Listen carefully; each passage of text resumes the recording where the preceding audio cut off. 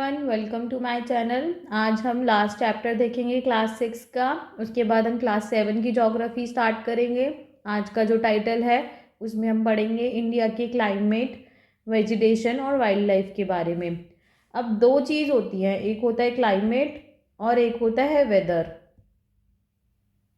ये दोनों चीज़ आपने सुनी होगी। तो जो वेदर होता है डे टू डे कंडीशंस जो होती हैं डे टू डे की। आज आज का टेम्परेचर लाइक 40 डिग्री सेल्सियस है। जैसे अभी नदर्न प्लेन्स में थोड़ा ठंडा हो गया है तो यहाँ पे 20 डिग्री भी जा रहा है, 20 डिग्री सेल्सियस। तो ये आज का वेदर है। और 2 दिन बाद यहाँ पे रेन हो जाएगी, तो वो रेन उस दिन का वेदर है। लेकिन जो क्लाइमेट होता है वो लॉन्ग टर्म पे देखा जाता है। लॉन्ग टर्म कैसे कि हम बहुत टाइम से ऑब्जर्व कर रहे हैं कि इस टाइम पे जैसे हमने 4 सीजन्स बोलते हैं इंडिया में। वो है विंटर, समर, ऑटम, स्प्रिंग। ये 4 सीज़न हम कैसे डिफाइन कर पाए हैं? ये इसलिए कर पाए हैं क्योंकि हमने ऑब्जर्व किया कि उस टाइम पे कैसा वेदर रहता है। जैसे समर में बहुत एक्सट्रीम हीट रहती है, ये हमें कैसे पता चला कि एक्सट्रीम हीट रहती है? तो ये इसलिए ही पता चला है क्योंकि हमने ऑब्जर्व किया है। तो जब हम बहुत long like more than 30 years तक ऐसा कुछ होता है कि मोर देन 30 ईयर्स तक ऑब्जर्व करेंगे कि इस एरिया में, suppose you are living in Uttar Pradesh, तो इस एरिया में कैसा वेदर रहता है 30 ईयर्स तक हमने ऑब्जर्व किया। उसके बाद हम उसको डिफाइन कर सकते हैं कि हाँ, मार्च में ऐसा मौसम रहता है, ना ज़्यादा ठंडा होता है ना ज़्यादा गर्म होता है। अप्रैल से ऑनसेट ऑफ समर हो जाता है कि थोड़ी थोड़ी गर्मी आनी स्टार्ट हो जाती है। मई जून एक्सट्रीम हीट रहता है। जुलाई अगस्त में थोड़ी रेनफॉल हो जाती है। तो ये सब हम कैसे डिफाइन कर रहे हैं? क्योंकि हम उसको ऑब्जर्व कर रहे हैं बहुत टाइम तक। इसलिए जो क्लाइमेट होता है वो होता है लॉन्ग टर्म पीरियड का, और जो वेदर होता है वो डे टू डे कंडीशंस होती हैं।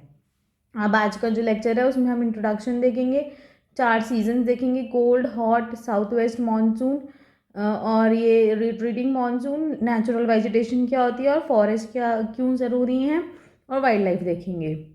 चलो सबसे पहले इंट्रोडक्शन देखते हैं। मैंने अभी बताया था जैसे कि वेदर जो होता है वो डे टू डे चेंजेस के बारे में बताता है। डे टू डे चेंजेस में ये हो गया कि आज का टेम्परेचर क्या है, आज रेनफॉल होगी कि नहीं होगी, आज धूप निकलेगी कि नहीं निकलेगी, या फिर आज गर्म है या ठंडा है, सनी है या क्लाउडी है, हवा चल रही है कि नहीं चल रही है। तो ये सब हमारा वेदर में आ जाता है। तो हम इसके अकॉर्डिंग 4 सीज़न डिवाइड करे हुए हैं। एक होता है कोल्ड वेदर सीज़न, जो हमारी विंटर होती है, जो दिसंबर से स्टार्ट होकर फेब तक चल रहा है, जो अभी चल रहा है। हमारा कोल्ड वेदर सीज़न स्टार्ट हो गया है। उसके बाद होता है हॉट वेदर सीज़न, वो हमारा मार्च टू मई। उसके बाद आता है मॉनसून, वो हम लेते हैं जून से लेके सितंबर तक। मतलब ये ब्रॉड ब्रॉड डिफाइन करा हुआ है, ऐसा नहीं है कि एक पर्टिकुलर एरिया में ये डिफाइन करा हुआ है, ऑल ओवर इंडिया का डिफाइन किया हुआ है ये। और फिर आता है रिट्रीटिंग मानसून, जिसको हम ऑटम भी बोल देते हैं, वो आता है अक्टूबर नवंबर में। तो ये 4 सीज़न हम देखते हैं अलग अलग करके। कोल्ड वेदर सीज़न हो गया, यहाँ पे सनरेज जो दिए हैं हमने जो पढ़ा था कि ये सन हो गया, ये हमारा अर्थ है। अर्थ टिल्टेड होती है एक्सिस से, ये एक्सिस है, ये इक्वेटर है। तो जब सन इधर नॉर्दर्न हेमिस्फेयर में ज़्यादा सनरेज दे रहा है, और लेकिन जब इधर आएगा तो इधर सदर्न हेमिस्फेयर में ज़्यादा सनरेज आ रही है। तो जब सन की सनरेज कम हो जाती हैं अर्थ पे फॉल करना, तो उसको हम कोल्ड वेदर सीज़न बोल देते हैं। टेम्परेचर्स नीचे जाने लगते हैं, आपको फॉग देखने को मिल जाएगा, आपका मतलब बहुत सारी चीज़ें चेंज हो जाती हैं। जैसे डेज शॉर्ट हो जाते हैं, नाइट्स लॉन्ग हो जाएंगी, फॉग दिखता है, और सुबह को आपको मतलब ग्रास पे चलोगे तो उस पर गीला गीला फील होगा, क्योंकि वो फॉग की वजह से फॉग जो है वो ड्रॉप्स में कन्वर्ट हो जाता है। तो ये सब चेंजेस आपको देखने को मिलते हैं। और सनराइज़ लेट होता है, सनसेट जल्दी हो जाता है। साथ ही में आपका फूड सिस्टम भी चेंज हो जाता है। आपको अब गरम गरम चीज़ें खाने को अच्छी लगती हैं, ठंडी ठंडी चीज़ें आप अवॉइड करते हो। और बहुत सारी वेजिटेबल्स और फ्रूट्स में भी डिफरेंस आ जाता है। जैसे अभी आपको मैंगो वगैरह नहीं मिलेगा, पपाया, गुआवा ये सब मिलेगा। और वेजिटेबल्स भी बहुत सारी चेंज हो जाती हैं, जैसे कि पालक आने लगता है। जैसे अगर आप इधर साइड रहेंगे नॉर्थ साइड, तो यहाँ पे साग बनता है इस टाइम पे बहुत ज़्यादा। तो ये सब कोल्ड वेदर के चेंजेस होते हैं। फिर आता है हॉट वेदर सीज़न। यहाँ पे सनरेज बहुत ज़्यादा पड़ती है। नर्दर्न हेमिस्फेयर जो होता है वो सन की साइड पे होता है, मतलब नर्दर्न हेमिस्फेयर ज़्यादा सनरेज रिसीव करता है, इसलिए वहाँ पे हॉट सीज़न हॉट वेदर आ जाता है। जब हॉट वेदर आ जाता है तो टेम्परेचर बहुत हाई हो जाता है। तो जब टेम्परेचर हाई होगा तो आपको ठंडी ठंडी चीज़ें खाने का मन करेगा, इसलिए गर्मियों में ऐसा लगता है कि ठंडा पानी पियो, कोल्ड ड्रिंक पियो, ये सब आपको लगता है। हालांकि कोल्ड ड्रिंक बहुत नुकसान देती है, लेकिन तब भी आजकल कॉमन हो गया है कोल्ड ड्रिंक पीना बहुत ज़्यादा। लोगों को आइसक्रीम खाना पसंद होता है। साथ ही में बहुत सीजनल फ्रूट्स आते हैं, जैसे मैंगो, लीची मिल जाएंगी हॉट वेदर में, और वाटरमेलन, वाटर वाले फ्रूट्स ज़्यादा आते हैं इस मौसम में। और सबसे ज़्यादा होता है कि ठंडा पानी का इंटेक बढ़ जाता है, आपको गरम गरम खाना अच्छा नहीं लगता। और इस टाइम पे ना बहुत ही कभी जब एक्सट्रीम हीट हो जाती है तो एक हॉट एंड ड्राई विंड भी ब्लो करती है, उसको हम लू बोलते हैं। नॉर्थ इंडिया में लू बहुत ज़्यादा ब्लो करती है, जिसकी वजह से अगर किसी को लू लग जाती है तो उसकी तबीयत ख़राब हो जाती है, डिहाइड्रेशन हो जाता है। तो ये सब बहुत ज़्यादा होता है समर सीज़न में। उसके बाद आता है रेनी सीज़न और south west monsoon. South west monsoon का जो लॉजिक है वो मैं बताती हूँ कि जैसे north, south, west, east, India northern hemisphere में है, that too in the east side. तो जो हमारे विंड्स होती है ना वो इधर से आती है, साउथ वेस्ट से। तो उन विंड्स की वजह से हम जो मानसून को टर्म करते हैं वो साउथ वेस्ट मानसून करते हैं। जब आगे आगे आप फर्दर क्लासेस में जाएंगे तो ये साउथ वेस्ट मानसून डिटेल में पढ़ाया जाएगा, अभी आप छोटे हैं उसके लिए। तो बस इतना ही याद रखें, साउथ वेस्ट मानसून क्यों बोलते हैं, क्योंकि विंड्स साउथ वेस्ट डायरेक्शन से आ रही हैं, तो इसलिए इसको साउथ वेस्ट मानसून बोलते हैं। जब मानसून आ जाता है तो आपको बहुत ज़्यादा रेन मिलेगी। और जो जैसे हमने पढ़ा था, हमारे दो आइलैंड्स होते हैं, लक्षद्वीप इधर वेस्ट साइड में, और इधर होते हैं अंडमान एंड निकोबार आइलैंड्स। तो यहाँ से ये अरेबियन सी हो गया, ये बे ऑफ बंगाल होता है इधर। तो जब बे ऑफ बंगाल और ये इंडिया का पेनिनसुलर एरिया हो गया, तो इन दोनों से विंड्स चलती हैं टुवर्ड्स द लैंड, और ये अपने पानी में से बहुत ज़्यादा मॉइस्चर उठाती हैं। अब आपको पता ही होगा कि क्लाउड फॉर्मेशन कैसे होता है। क्लाउड फॉर्मेशन ऐसे होता है कि जो हमारा वाटर है वो इवेपोरेट होता है, जैसे ये नॉर्मल पानी है, ये इवेपोरेट हुआ, यहाँ क्लाउड्स बने और यहाँ आके इन्होंने रेनफॉल कर दिया। वैसे तो है नहीं कि नया नया पानी बन रहा है या रेनफॉल कहीं और से हो रही है, अर्थ का ही पानी होता है, वो क्लाउड्स के फॉर्म में आ जाता है, फिर वो धीरे आगे चल के वो रेनफॉल कर देता है। तो जो हमारा वाटर एरिया होता है अरेबियन सी और बे ऑफ बंगाल, तो यहाँ से ये साउथ वेस्ट मानसून विंड्स जो होती हैं ये वाली यहाँ से मॉइस्चर उठाती हैं और लैंड पे आके रेनफॉल कर देती हैं।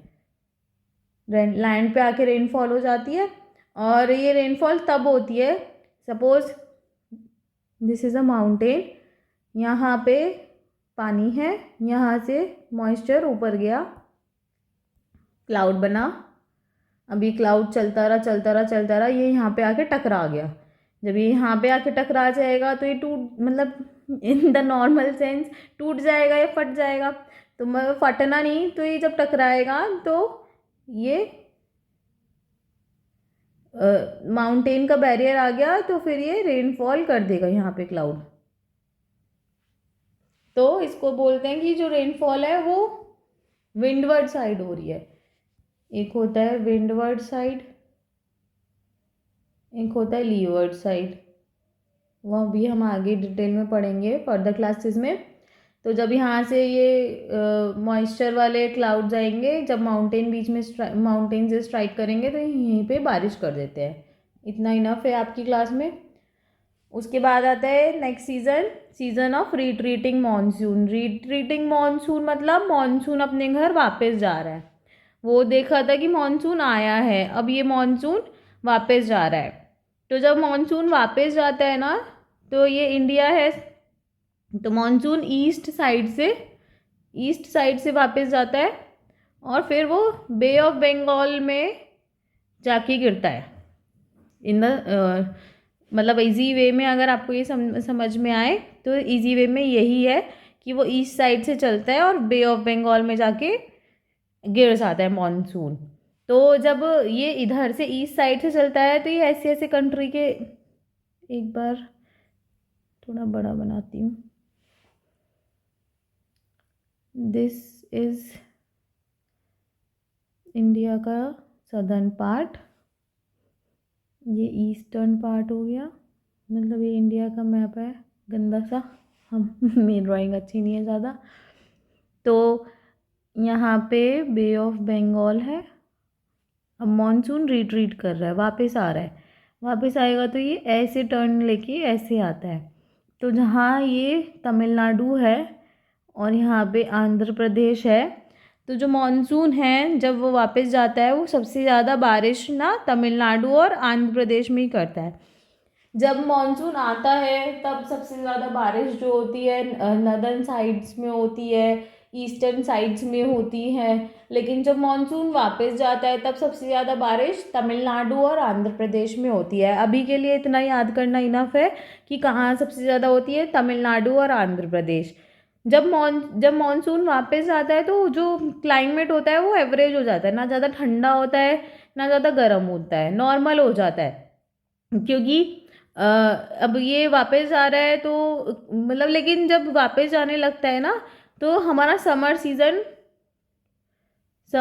ना ख़त्म सा ही हो जाता है। मतलब एक्सट्रीम हॉट नहीं होती ना एक्सट्रीम कोल्ड होती, लेकिन मॉइस्चर बहुत ज़्यादा होता है क्योंकि मॉनसून विंड्स वापस जा रही हैं। तो जब मॉइस्चर बहुत ज़्यादा होगा तो बहुत चिपचिपापन और ये सब रहता है। तो लेकिन जो क्लाइमेट होता है वो एवरेज होता है।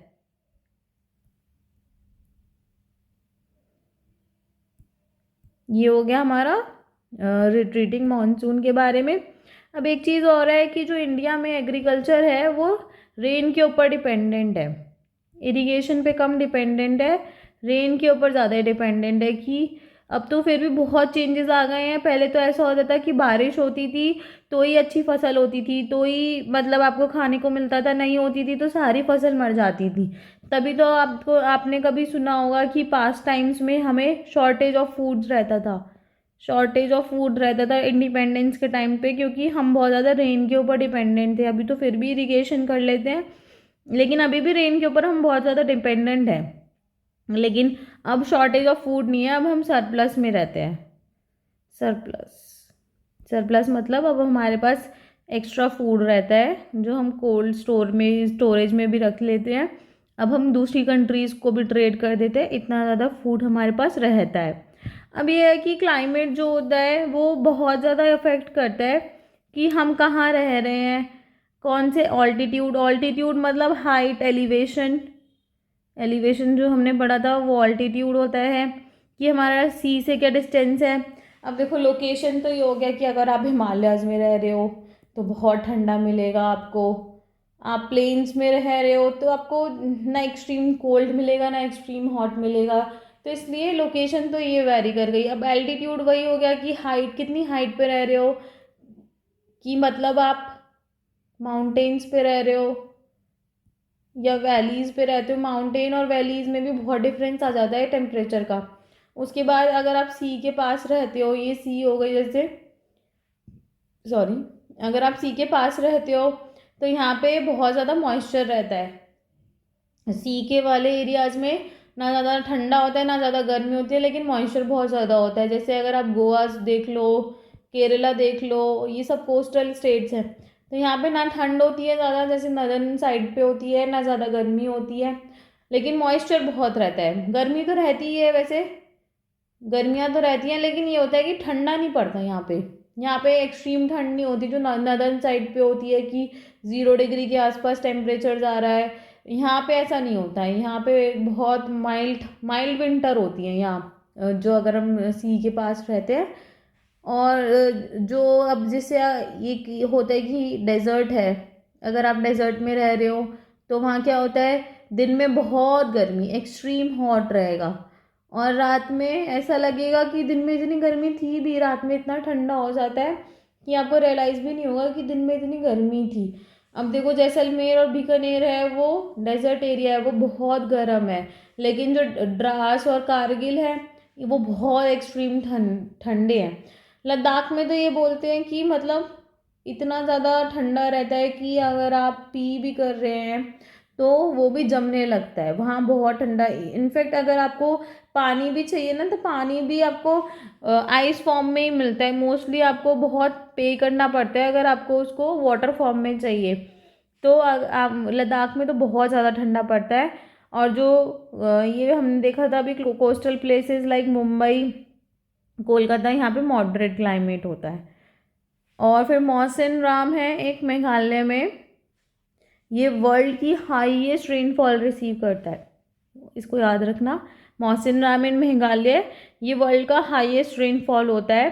बल्कि ऐसा भी होता है इंडिया में कि ये इंडिया है, ये इंडिया बड़ा गंदा सा है बना है, ये इंडिया है, तो इस पार्ट में मेघालय हो गया यहाँ पे, तो यहाँ पे मौसिन राम हो गया, यहाँ पे बहुत ज़्यादा रेनफॉल हो रही है। और यहाँ डेजर्ट्स में बिल्कुल ही रेनफॉल नहीं हो रही है। और यहाँ पे आइस फॉर्म में है सब कुछ, यहाँ पे स्नो गिर रही है, और यहाँ पे कुछ भी नहीं हो रहा है, यहाँ पे तो नॉर्मल मॉडरेट क्लाइमेट है। ऐसा भी पॉसिबल होता है इंडिया में कि हर जगह अलग अलग क्लाइमेट और वेदर रहता है। अब है नेचुरल वेजिटेशन। नेचुरल वेजिटेशन वो होती है कि मतलब आपने उसमें कोई एफर्ट नहीं करा, वो अपने आप ही हो गई। कि नेचुरल मतलब, नेचुरल का मतलब ही खुद ये बोल रहा है कि खुद से होना, without any effort, without any effort. और या फिर ये कह सकते हो कि जैसे नेचुरल चीज़ें होती हैं, नेचुरल रिसोर्सेज लाइक, या फिर नेचुरल चीज़ें लाइक माउंटेन, तो वो हम बोलते हैं कि भगवान ने बनाया है। तो नेचुरल वेजिटेशन भी काइंड ऑफ ऐसा ही है कि अपने आप हो रही है, तो वो भगवान ने, मतलब भगवान ने रिसोर्सेज उसको प्रोवाइड करें, जैसे सनलाइट हो गई, वाटर हो गई, तो वो अपने आप ही हो रही है। अब वेजिटेशन के ना काफ़ी पार्ट्स होते हैं, जैसे कि नेक्स्ट में है, एक बार दिखाती हूँ, जैसे कि trees, shrubs, herbs, climbers, creepers. अब जो हर्ब्स होते हैं वो होते हैं कि नॉन वुडी हैं, नॉन वुडी होते हैं, बहुत छोटे प्लांट्स होते हैं कि मतलब इनके अंदर वुड नहीं होता। जैसे ये धनिया दिखा रखा है आपको फोटो में, धनिया हो गया, धनिया मतलब कोरिएंडर, या फिर ग्रास, ग्रास को देख लो, ग्रास सबसे अच्छा एग्जाम्पल है कि उसमें कोई वुडी पार्ट नहीं होता है और बहुत छोटा होता है। फिर श्रब्स, ये हर्ब से थोड़े बड़े होते हैं, इनकी स्टेम भी थिक होती है, इनकी ब्रांचेस भी होती हैं, और इनमें थोड़ा थोड़ा वुडी पार्ट होता है। एग्जाम्पल ले लो रोज़ का, रोज़। फिर है क्रीपर्स, इनकी ना स्टेम बहुत ज़्यादा वीक होती है, तो ये ना खड़े नहीं हो पाते, क्रीप करते हैं ग्राउंड पे, ग्राउंड पे मतलब रेंगते हैं। जैसे कि पंपकिन इसका एग्जाम्पल है, ये ग्राउंड पे ही रेंगते हैं, ये मतलब ऐसे ट्री की तरह वर्टिकल खड़े नहीं हो पाते हैं। फिर है क्लाइंबर्स, क्लाइंबर्स की भी वीक स्टेम होती है, लेकिन ये चढ़ जाते हैं अगर हम इनको कोई सपोर्ट दें। जैसे कि यहाँ पे ये सपोर्ट मिला हुआ है, तो इसलिए ये लीव्स इस पे चढ़े हुई हैं। सबसे बढ़िया एग्जाम्पल सबके घर में पाया जाता है मनी प्लांट। आप उसमें कोई स्टेम वो लगा दो, सॉरी स्टिक लगा दो, तो वो अपने आप उसके ऊपर round round round round climb करके घूमता रहेगा। तो क्लाइंबर्स में सबसे अच्छा एग्जाम्पल हो गया मनी प्लांट। फिर तो ट्रीज़ है, ट्रीज़ तो यही है कि मतलब बहुत हार्ड स्टेम होती है, मोर देन 3 मीटर टॉल होते हैं, और इसके तो बहुत सारे एग्जांपल्स हैं लाइक नीम का, बनियन ट्री, बहुत सारे एग्जांपल्स हैं ट्री के। अब देख लेते हैं एक बार नेचुरल वेजिटेशन। तो नेचुरल वेजिटेशन में यही है कि बहुत सारे हमें टाइप्स होते हैं, ग्रासेस, श्रब्स, ट्री, जो मतलब बिना कोई ह्यूमन इंटरफेरेंस के अपने आप उग जाते हैं, तो उनको इसलिए हम नेचुरल वेजिटेशन बोलते हैं। लेकिन ये भी बहुत ज़्यादा क्लाइमेट के ऊपर डिपेंडेंट होते हैं। जैसे कि आपको माउंटेन्स पे अलग वेजिटेशन मिलेगी, प्लेन्स में अलग वेजिटेशन मिलेगी। तो इनका भी वेजिटेशन का जो मेन जो डिफरेंस आता है वो रेनफॉल आता है क्लाइमेट कंडीशन में, और क्या आता है सनलाइट की कितनी धूप पड़ रही है, दो चीज़, और सॉइल। तो इसके अकॉर्डिंग नेचुरल वेजिटेशन वेरी करती है, क्योंकि इंडिया का क्लाइमेट कंडीशन हर जगह अलग है। आप 50 किलोमीटर थोड़ा इधर उधर होंगे तो वहाँ का क्लाइमेट आपको अलग मिलेगा, और इसलिए वहाँ का सॉइल भी अलग मिलेगा, क्लाइमेट अलग मिलेगा, वहाँ पे काइंड ऑफ रेनफॉल मतलब सब कुछ अलग मिलेगा। तो इसलिए नेचुरल वेजिटेशन वहाँ की अलग मिलेगी आपको। अब फॉरेस्ट क्यों ज़रूरी है? A forest is a store house. Store house मतलब बहुत ज़्यादा उसके अंदर स्पेस है for resources. Store house of resources मतलब गोडाउन है वो रिसोर्सेज का, जो फॉरेस्ट है। यहाँ पे सबसे पहली चीज़ कि ऑक्सीजन मिलती है। जो प्लांट्स हमने उगाए, मतलब हमने क्या उगाए हैं, बाय नेचर उगे हुए हैं। अब तो हम भी, अब तो क्या हो गया, इतना ज़्यादा डिस्ट्रक्शन हो गया है कि हमें भी फॉरेस्ट में प्लांट्स लगाने पड़ते हैं। तो जब प्लांट्स होंगे तो हमें वहाँ से ऑक्सीजन मिलेगी, और oxygen is required for our life, क्योंकि हम वही ब्रीथ करते हैं। तो जो हम ब्रीथ करते हैं वो हमें प्लांट से मिलता है, और प्लांट्स जो हम ब्रीद आउट करते हैं कार्बन डाइऑक्साइड, प्लांट्स को वो ज़रूरी होता है अपनी ग्रोथ के लिए, तो प्लांट्स उसको इनहेल कर लेते हैं। और साथ ही में जब आपने एक प्लांट लगाया, suppose this is a fallow land, fallow मतलब खाली, this is a fallow land, यहाँ पे कोई प्लांट नहीं है, तो रेन हुई तो ये सारा सॉइल बह जाएगा। लेकिन अगर यहाँ पे प्लांट्स लगे हुए हैं, फैलो लैंड नहीं है, यहाँ पे अगर प्लांट्स लगे हुए हैं तो बारिश हुई तो प्लांट्स की जो रूट्स होती हैं वो वाले सॉइल को बाइंड करेंगी, तो वो वहाँ पे सॉइल इरोजन नहीं होगा, सॉइल पानी में नहीं बहेगा। फॉरेस्ट से हमें टिम्बर मिलता है फर्नीचर बनाने के लिए, और हमें फॉडर मिल जाता है। हमें बहुत सारे प्लांट्स ऐसे हैं जो हमारे मेडिसिनल होते हैं, जैसे कि तुलसी, अश्वगंधा, ये बहुत हेल्पफुल होते हैं हमारी वेरियस थिंग्स में। तुलसी तो बहुत ही एक रामबाण होता है कि अगर आप डेली भी कंज्यूम करें तो बहुत अच्छा रहता है। हमें यहाँ से बहुत सारे जैसे आप देखोगे कि मधुमक्खी होती है, बी जिसको हम बोलते हैं बी, तो वो हनी प्रोड्यूस करती है। तो ये भी अपना जो छत्ता होता है, हाइव जिसको बोलते हैं हाइव, ये भी एक पेड़ पे बनाती है, ट्री पे ही बनाती है। मोस्टली फॉरेस्ट में ये बहुत ज़्यादा प्रेवलेंट है कि मतलब बी हाइव आपको मिल ही जाएंगे, तो वो भी हमें फॉरेस्ट के थ्रू मिल जाता है। लेकिन आजकल क्या हो रहा है, हम अपनी ज़रूरतों के हिसाब से प्लांट्स को काट रहे हैं, फॉरेस्ट को काट रहे हैं, या फिर फॉरेस्ट फायर हो जाती हैं, तो इतना ज़्यादा फॉरेस्ट डिप्लीट हो जाता है, या फिर हम एग्रीकल्चर के लिए उसको साफ़ कर देते हैं। एग्रीकल्चर के लिए नहीं तो हम वहाँ पे माइनिंग कर लेते हैं फॉरेस्ट में। और आपने सुना होगा रेड वुड, सैंडलवुड जो होती है उसको हम ट्रेड कर लेते हैं। तो बहुत ज़्यादा हम अपने फॉरेस्ट को रेकलेसली काट रहे हैं, और वहाँ पे हमने बहुत सारे प्रोग्राम भी शुरू करे हैं टू प्रोटेक्ट देम, लेकिन फिर भी बहुत ज़्यादा नेगेटिव यूज़ हो रहा है फॉरेस्ट को। जितना हम लगा नहीं रहे, जितना हम काट रहे हैं, तो हमारी फ्यूचर जनरेशन के लिए बिल्कुल रिसोर्सेज नहीं, हम मतलब सोच ही नहीं रहे कि वो फ्यूचर जनरेशन के बारे में कि वहाँ पे कैसे पॉसिबल होगा। अब यहाँ पे देखो, ये फॉरेस्ट के यूजेस दे रखे हैं, यहाँ पे सॉइल बाइंड कर रहे हैं फॉरेस्ट वो ट्री।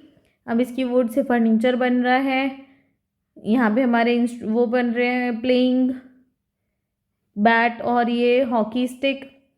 फ्यूल मिल रहा है हमें, फॉडर मिल रहा है हमें, शेल्टर मिल रहा है, घर बनाने के लिए फॉरेस्ट से हमें सामान मिल जाता है, मेडिसिन्स मिल जाती हैं, ऑक्सीजन तो हमें मिल ही रही है, हनी मिल रहा है, फ्रूट्स मिल रहे हैं, नेचुरल वाइल्ड लाइफ के लिए नेचुरल घर मिल रहा है। अगर आप देखोगे कि इतने सारे वाइल्ड लाइफ हैं, अगर फॉरेस्ट नहीं होंगे तो वो ह्यूमन हैबिटेशन के पास आने लगेंगे, ह्यूमन हैबिटेशन के पास आने लगेंगे। जब वो ह्यूमन हैबिटेशन के पास आने लगे तो मैन एनिमल कॉन्फ्लिक्ट होना शुरू हो जाएगा। वो तभी भी बहुत ज़्यादा देखने को मिलता है, लेकिन वो बहुत ज़्यादा बढ़ जाएगा धीरे धीरे, क्योंकि हम इंसान एनिमल की जगह ही नहीं छोड़ रहे रहने की, हम उसको इतना काट रहे हैं, तो इसलिए मैन एनिमल कॉन्फ्लिक्ट स्टार्ट हो जाएगा। हो भी रहा है बहुत जगह, बहुत सारे एनिमल्स मारे जाते हैं, बहुत सारे एनिमल्स को शूट करा जाता है, बहुत प्रेडेशन होता है। तो ये सब इसीलिए हो रहा है क्योंकि हमें रिसोर्सेज चाहिए, टिम्बर मिल रहा है हमें फॉरेस्ट से, रबड़ मिल रहा है हमें फॉरेस्ट से, मतलब फॉरेस्ट का हमें पता है इतने सारे यूजेस हैं, हम काट भी रहे हैं अपने यूजेस के लिए, लेकिन हम उनको दोबारा रीप्लांट करने का सोचते नहीं है। हम ये नहीं सोचते कि अगर हम काट रहे हैं तो अब दोबारा अगर हमें वही रिसोर्सेज चाहिए तो हम वो कहाँ से लेंगे। तो हमें बहुत ज़्यादा ज़रूरत है कि हम अपने फॉरेस्ट का ध्यान रखें, क्योंकि ये यहाँ पे बहुत सारी वैरायटी ऑफ वाइल्ड लाइफ रहती है। अगर ये नहीं रहेगी तो हमारा पूरा जो बैलेंस बना हुआ है इकोसिस्टम का वो बिगड़ जाएगा, सब इम्बैलेंस हो जाएगा। यहाँ पे बहुत सारे रेप्टाइल्स रहते हैं, एम्फीबियंस रहते हैं, मैमल्स रहते हैं, बर्ड्स रहती हैं, इंसेक्ट्स रहती हैं, कुछ तो ऐसे हैं कि आपको दिखेंगे भी नहीं, लेकिन आपको उसकी ज़रूरत जब समझ में आएगी जब इकोसिस्टम में अनबैलेंस होगा। बोलते हैं ना कि कुछ चीज़ क्या इम्पोर्टेंस तब समझ में आती है जब वो खो हमसे दूर हो जाता है या खो जाता है, तो वही होगा कि तब अभी आपको देखने को मिलेगा क्लाइमेट चेंज। वो इसलिए तो हो रहा है क्योंकि हम जुडिशियस यूज़ नहीं कर रहे हैं रिसोर्सेज का। तो क्लाइमेट चेंज का रीज़न भी one of the reason is this कि हम अपने फॉरेस्ट काट रहे हैं। अब फॉरेस्ट काट रहे हैं तो कार्बन डाइऑक्साइड एब्जॉर्ब नहीं हो रही है, एनवायरनमेंट में बहुत ज़्यादा बढ़ रही है। तो ये सब इंटर रिलेटेड ही होता है। अब जो है कि टाइगर जो है वो हमारा नेशनल एनिमल है, और ये बहुत सारे पार्ट्स में पाया जाता है कंट्री में, लेकिन जो मेन है फेमस वो है गिर forest in Gujarat is the home of Asiatic Lions. This is for Lions, sorry. Tiger जो है वो हमारा नेशनल एनिमल है, वो various parts of the country में मिलता है, लेकिन जो गिर फॉरेस्ट है उस गुजरात में वहाँ पे एशियाटिक लायंस मिलते हैं। This is the only area where we get Asiatic lions. Elephants मिलते हैं, वन हॉर्न राइनोसोरस मिलते हैं असम में। एलिफेंट आपको सदर्न साइड्स भी मिल जाएंगे जैसे केरला और कर्नाटका में। कैमल्स घूमते हुए मिलेंगे आपको उधर राजस्थान में, और आपको वाइल्ड एस मिल जाएंगे रन ऑफ कच्छ में। स्नो लेपर्ड मिल जाएंगे जम्मू कश्मीर और लद्दाख में, हिमालयन रीजन में। ऐसे ही बहुत सारे एनिमल्स मिल जाएंगे, और कुछ एनिमल ऐसे हैं कि वो थ्रू आउट द कंट्री मिलते हैं, जैसे कि मंकी हो गया, और नीलगाय हो गया, चीतल हो गया, मतलब ये हर जगह, मतलब नॉट हर जगह पर मोस्टली मिल जाते हैं। मंकी तो ऑलमोस्ट हर जगह मिलते हैं। साथ ही साथ खाली ऐसा ही नहीं है कि वाइल्ड लाइफ में एनिमल होता है, बर्ड्स भी होती हैं, जैसे कि पिकॉक जो है वो हमारी नेशनल बर्ड है। और बाकी जो अदर बर्ड्स हो गई, पैरट, पीजन, बुलबुल, डक्स, बहुत सारी बर्ड्स होती हैं, 1000 से भी ज़्यादा बर्ड्स हैं, बट हमें एक दो ही पता है, जैसे क्रो हो गया, पिजन हो गया, कुछ ही बर्ड्स के नाम हमें पता है, लेकिन 1000 से भी ज़्यादा बर्ड्स होती हैं। बहुत सारी बर्ड की सेंचुरी भी बनाई हुई है ताकि हम उनको कंजर्व कर सके, उनके नेचुरल हैबिटेट को सेव कर सके, उनको हंटर से बचा सके। तो बहुत सारी बर्ड सेंचुरीज़ भी बनाई हैं, वाइल्ड लाइफ सेंचुरीज़ भी बनाई हैं। ऐसा नहीं है कि मतलब एनिमल्स के लिए सेंचुरी नहीं है, वाइल्ड लाइफ सेंचुरी में दोनों को कंजर्व किया जाता है, बर्ड्स को भी और एनिमल्स को भी। बहुत सारी स्नेक्स की स्पीशीज़ भी हैं, जैसे कोबरा हो गया, क्रेट हो गया, बहुत सारी एनिमल्स मिलते हैं इंडिया में। लेकिन फॉरेस्ट को हम इतना काटने लगे हैं, इतना ज़्यादा हंटिंग करने लगे हैं, तो जो स्पीशीज़ है ना वो एक्सटिंक्ट होने लगी हैं। एक्सटिंक्ट मतलब कि गायब ही हो गई हैं। अभी हमने चीता इंपोर्ट करे थे फ्रॉम अफ्रीकन कंट्रीज़, क्योंकि इंडिया में तो विलुप्त हो गए थे चीता, यहाँ पे कोई चीता नहीं बचा था, बहुत सालों से एक्सटिंक्ट हो गए थे। तो हमने चीता को इंपोर्ट किया फ्रॉम अफ्रीकन कंट्रीज़। बहुत सारा डॉक्यूमेंट साइन हुआ, बहुत पैक्ट्स हुए, उसके बाद वो चीता आया। उसमें से कुछ मर भी गए क्योंकि यहाँ पे हमें एक प्रॉपर हैबिटेशन नहीं मिला, उनको प्रॉपर स्पेस नहीं मिला, और या फिर उनको क्लाइमेट नहीं सूट किया होगा। तो बहुत सारी चीज़ें होती हैं। ऐसा नहीं है कि अगर आप सदर्न साइड से कोई एनिमल नीलगाय ले आए और उसको नदर्न साइड में आकर रखने लगे, यूपी में रखने लगे, तो ऐसा थोड़ी है कि वो सर्वाइव कर जाएगी, और अगर कर भी जाएगी तो बहुत सारे चेंजेस आएंगे उसकी बॉडी में, वो अडेप्ट पता नहीं कर पाएगी कि नहीं कर पाएगी। तो इन सबको सेव करने के लिए आजकल national park, sanctuaries, biosphere reserves बनने लगे हैं।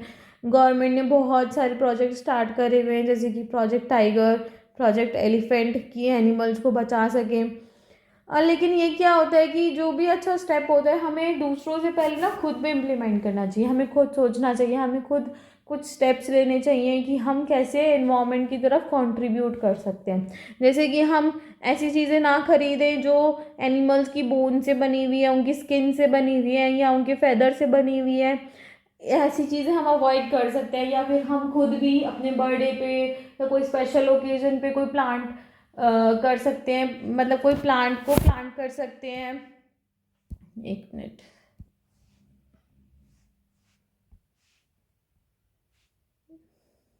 Sorry for the inconvenience.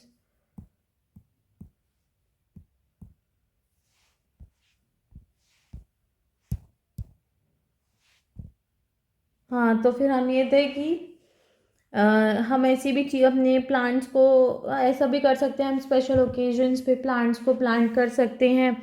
तो ये सब हमारे उस पर डिपेंड करता है कि हम क्या स्टेप लेते हैं। ऐसा नहीं है सब कुछ गवर्नमेंट करेगी, हमें धीरे धीरे स्टेप्स लेने चाहिए। एवरी ईयर अक्टूबर का जो फर्स्ट वीक होता है उसको हम वाइल्ड लाइफ वीक की तरह सेलिब्रेट करते हैं, ताकि हम उनके मतलब अवेयरनेस फैला सकें कि हमें उनका हैबिटेट बचाना है। हैबिटेट मतलब क्या होता है? हैबिटेट इज़ बेसिकली घर, home of the animals. Natural habitat मतलब जो नेचुरली बना हुआ है। नेचुरल हैबिटेट मतलब फॉरेस्ट, क्योंकि वो नेचुरली वहाँ पे रह रहे हैं। तो ये हो गया हमारा कि हमें खुद से स्टेप लेने चाहिए। बहुत सारी चीज़ें होती हैं, जैसे कि हमें सस्टेनेबल डेवलपमेंट करना चाहिए। सस्टेनेबल डेवलपमेंट पहले भी पढ़ाया था मैंने, जिसका मतलब होता है हमें फ्यूचर जनरेशन के बारे में सोचना चाहिए कि फ्यूचर जनरेशन कैसे रिसोर्सेज यूज़ करेगी जब हम उसके लिए छोड़ेंगे नहीं। तो ये सारी चीज़ें अपने फर्स्ट स्टेप हमारा होना चाहिए। उसके बाद हमें किसी को ब्लेम गेम करना चाहिए कि सरकार ये नहीं कर रही, वो नहीं कर रही, ऐसा हो रहा है, वैसा हो रहा है। फर्स्ट स्टेप हमें खुद लेना चाहिए। चलिए अब आज के क्वेश्चन आंसर्स देखते हैं। The world's highest rainfall occurs in Mumbai, Asansol, Mawsynram. Wild goats and snow leopards are found in Himalayan region, peninsular Gir forest. During the southwest monsoon period, the moisture-laden winds blow from land to sea to land, plateau to plains. Fill in the blanks. Hot and dry winds known as dash blow during the day in the summers. The states of Andhra Pradesh and Tamil Nadu receive a great amount of rainfall during the season of dash. The dash forest in Gujarat is home of dash. यहाँ पे last वाले question में तो मैंने गलत भी बोल दिया था, अटकी भी थी मैं, आपको याद रहेगा उससे। अब लास्ट वीडियो के आंसर्स देख लेते हैं। The southern most Himalayas are known as Shivaliks. Sahyadris is also known as western ghats. Palk strait lies between the countries India and Sri Lanka. Indian islands in the Arabian sea are known as Lakshadweep islands. Bay of Bengal वाले Andaman and Nicobar हैं। The oldest mountain range in India is the Aravalli. It is in the world oldest, not only of India, world की oldest. अब last answers fill in the blanks. India has an area of about 3.28 million square kilometer. ये तो आप रट लीजिए। The Greater Himalayas are also known as Himadri. Narmada falls into the Arabian Sea. और ये जो लैटिट्यूड ऑलमोस्ट हाफ वे है उसको हम ट्रॉपिक ऑफ कैंसर बोलते हैं, जो कि 23.5 डिग्री पर होता है। Next is thank you very much. अगर आपको मेरी वीडियो पसंद आती है तो लाइक, शेयर एंड सब्सक्राइब करें। आज के आंसर्स कमेंट बॉक्स में कमेंट करके बताएं। और बाकी कल से हम 7th क्लास की NCERT स्टार्ट करेंगे। अगर आपको कुछ पसंद नहीं आ रहा है वीडियो में या कुछ समझ नहीं आ रहा है तो कमेंट बॉक्स में आप बता सकते हैं, मैं उसको इम्प्रूव करूँगी। Thank you for watching my video.